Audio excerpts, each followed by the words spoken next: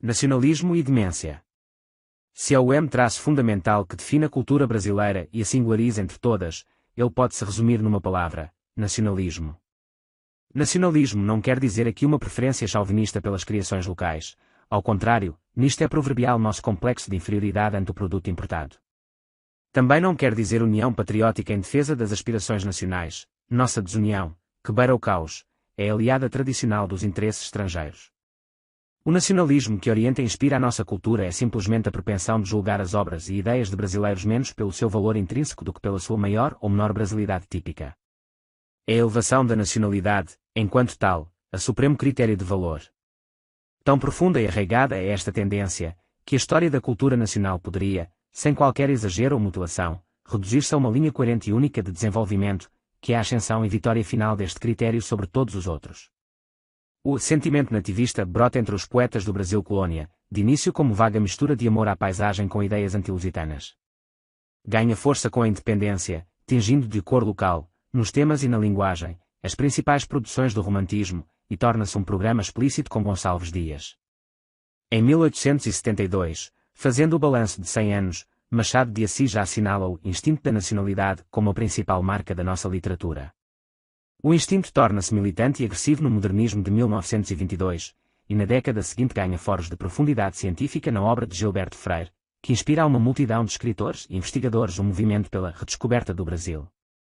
Os anos 50, 60, com os debates no ISEB, fazem do nacionalismo a doutrina pelo menos oficiosa do Estado, ao mesmo tempo em que o líder desta entidade, Álvaro Vieira Pinto, ergue sobre os conceitos de nação e desenvolvimento nacional toda uma Weltanschauung filosófica, ou pseudofilosófica.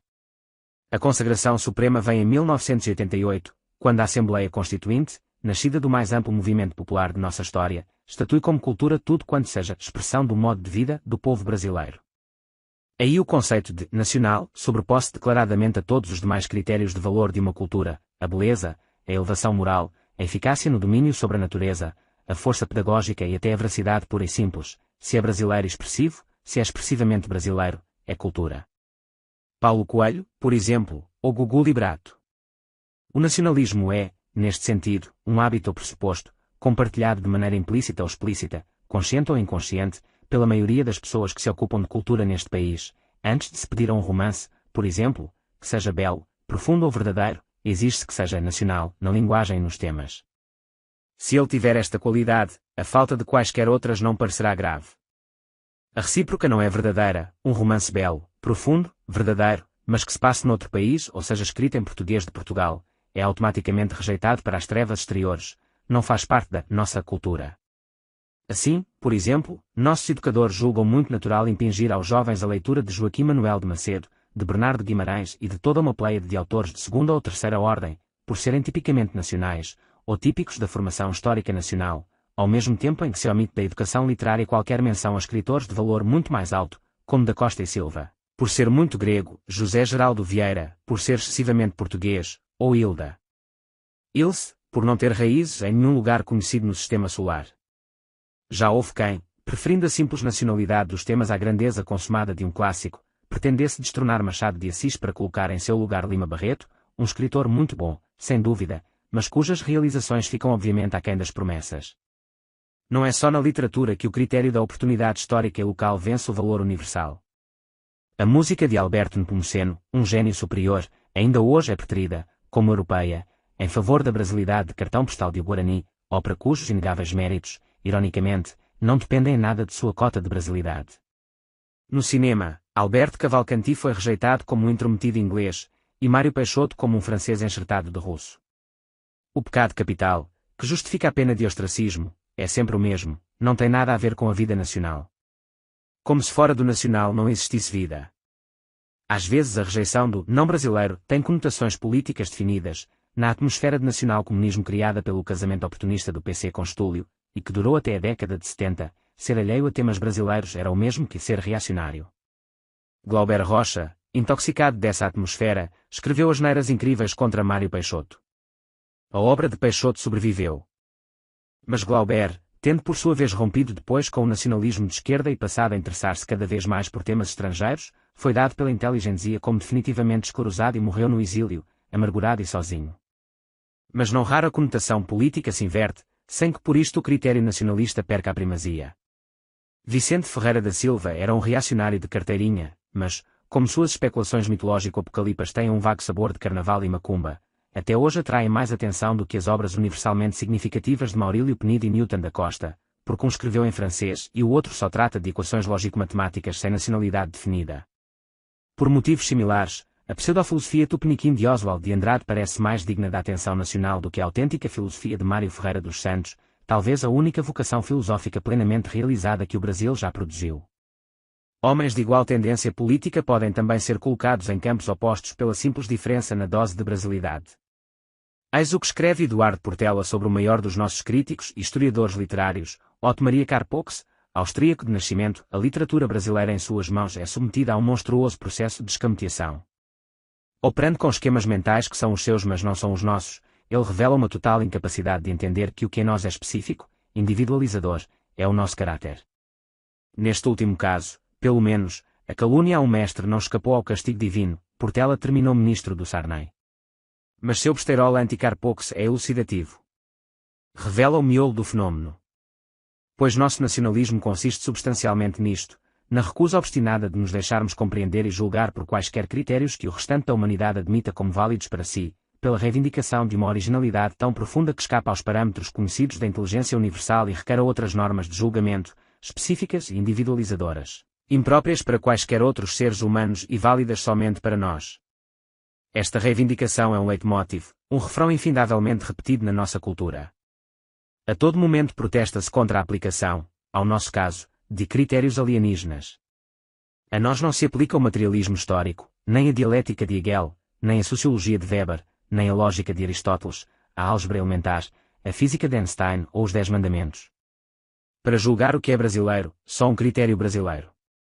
E, neste critério, o valor supremo é a brasilidade mesma. Se esta singularidade irredutível de que tanto nos orgulhamos fosse um fato, não teríamos de estar a todo momento amputando da nossa herança cultural produções tão significativas, para ajustar o perfil dela a uma imagem pré-concebida.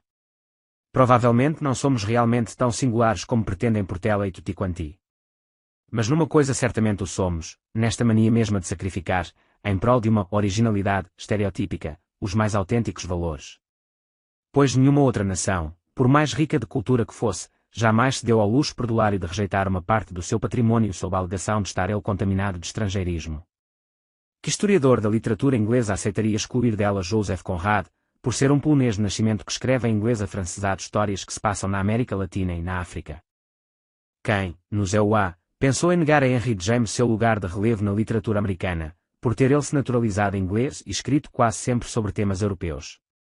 Quem, na França, protestou contra o hábito de André Malraux de escrever histórias que se passassem fora do território francês? A Alemanha julga Leibniz menos alemão por haver ele escrito em francês e latim. A literatura húngara e tcheca, tão poderosa, não é escrita metade em alemão. Os grandes da literatura irlandesa não escrevem todos na língua do dominador estrangeiro. As nações, desde que se entendem como tais, apropriam-se de todos os seus valores culturais ao menor pretexto que o justifique, sem concessões a nenhum purismo empobrecedor. É assim que funciona o normal e são instinto patriótico, que, num ensaio memorável, o historiador holandês Jon Huizinga distinguiu definitivamente de todo nacionalismo. O único país que se tem notícia de haver embarcado na canoa do purismo nacionalista foi a Alemanha de Hitler, e deu no que deu. A ênfase quase demencial no particularismo do nosso caso é talvez uma herança do nominalismo lusitano, inchado pela cachaça. Pode ser ainda um mecanismo inconsciente de compensação do nosso sentimento de inferioridade. Ela dispensa-nos de comparações humilhantes e transfere a competição para um terreno fechado, onde somos imbatíveis. Se o supremo valor é ser brasileiro, quem poderia sê-lo mais do que nós? Pode ser ainda que a reivindicação da singularidade funcione como um truque ideológico, uma profecia autorrealizável, um wishful thinking retórico que não pretende descrever a realidade que existe, mas criar uma que não existe. Se todos os brasileiros acreditarem que são um povo singular, que não podem ser julgados pelos critérios universais da razão, do bom senso e dos valores civilizados, então se tornarão realmente um povo singular, que não pode ser compreendido pelos outros e que só se compreende a si mesmo nos termos de um discurso de autoengrandecimento solipsista. O preço que este povo terá de pagar por isto será a sua retirada da história mundial, o seu isolamento num sonho vão. Parece que a profecia já está se realizando. Implícita e sorrateira na maioria dos casos, a absolutização do nacionalismo como critério de valor cultural torna-se, às vezes, ostensiva e descarada. Particularmente enfática é a amostra que colho no crítico, excelente, sob outros aspectos, Fábio Lucas. Está no livro A Face Invisível, só a literatura nacional, aquela que reflite as peculiaridades do meio em que se realiza, é própria para o juízo crítico. O que é falso produto, imitação, cópia, está fora da literatura. Identificando nacionalismo com autenticidade, Lucas não se contenta com sugerir esta identificação como um programa para os escritores brasileiros em especial, mas exige ainda a adoção universal deste critério, sua extensão ao julgamento de todas as literaturas. Thomas Mann, Malraux, Graham Greene e Hemingway têm significação universal justamente porque jamais traíram as respectivas nacionalidades. São grandes porque são nacionalistas, grifos meus. O conceito de meio em que a literatura se realiza é, para dizer o mínimo, equívoco. Designa o país de origem de um autor, o da língua em que escreve, a nação onde vive ou o local onde se desenrola a ação de seus romances. Alguns exemplos mostrarão que a aplicação deste conceito é problemática, se não inviável. Um escritor pode, para começo de conversa, ter duas nacionalidades, uma de origem, outra por adoção. Caso realmente se integre na pátria de adoção, nem por isto ele romperá totalmente os laços de origem, mas também não poderá impedir que sua obra expresse algo da atmosfera e dos valores da nova pátria. Se o julgamento de valor depende de uma certa relação da obra com a nação, não podemos apreciar o valor estético de uma obra enquanto haja dúvidas quanto à nacionalidade de seu autor. Mas Henry James, norte-americano naturalizado inglês, que é tipicamente inglês sem deixar de ser norte-americano típico, vem sendo apreciado há um século como um dos grandes romancistas do mundo, sem que o reconhecimento de seu valor artístico tivesse de esperar por uma resposta à questão da nacionalidade predominante. Em certos casos, a aplicação do conceito se torna simplesmente impossível. O autor de O Tesouro de Sierra Madre é certamente alguém que escreve em inglês sobre temas mexicanos, mas como sua assinatura, B. Traven, é o pseudonimo de um desconhecido que teima em permanecer oculto, alguns afirmam que é um alemão. Todo julgamento estético da obra deverá aguardar até o esclarecimento da sua origem geográfica. De outro lado, o escritor, ao escrever sobre temas e cenários estrangeiros, deverá levar para o país onde se desenrola a história toda a sua própria tipicidade nacional, ou, ao contrário, adaptar-se com plasticidade às exigências do cenário local. Por quem os sinos dobram vale por expressar algo da Espanha revolucionária ou algo da mentalidade norte-americana. Seus personagens são vivos por brotarem diretamente da vida espanhola, do tormento espanhol, dos ideais espanhóis, ou porque são vistos por um estrangeiro incapaz de se desprender de seus valores e preconceitos de origem. Lucas contrapõe, esquematicamente, o nacional ao falso.